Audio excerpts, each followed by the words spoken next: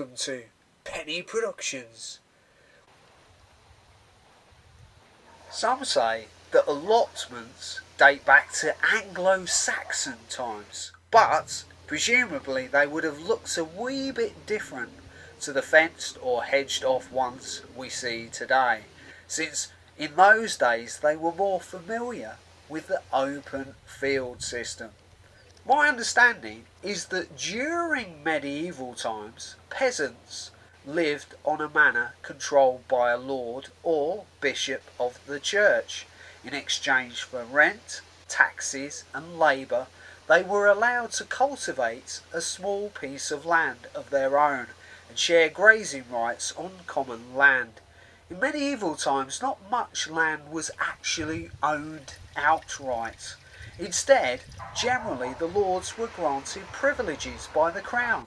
Rapid increases in population and advances in agriculture gradually put pressure on the open field system, leading to the enclosure system, fencing and hedging of boundaries and the depletion of common land. Although land enclosure officially started in the 13th century, interestingly, it wasn't until around the time of the Industrial Revolution when it really took off, putting much of the land in the hands of the few and dispossessing the many. Fear of social unrest and starvation of the most destitute in society and rising crime rates and alcohol abuse prompted several initiatives to make small plots of land available for the provision of food and to keep the poor out of mischief. But not all of them were successful.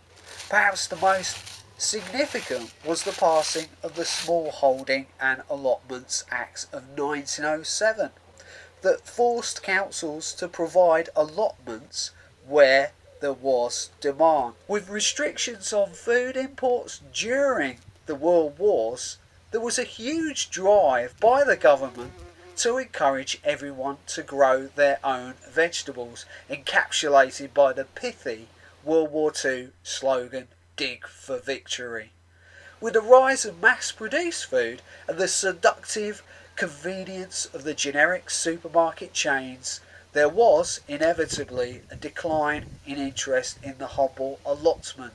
However, today, with the public's mistrust of pesticides, chemicals, threat of genetically modified crops and general scepticism of the ability of our establishment to safeguard our environment, along with the physical and mental health benefits of gardening and being close to nature, have reignited a desire to dig for victory once again. Thank you for watching my video, and please feel free to leave a comment and feedback. Now that you see that video, you might want to click on these other cardboard adventures.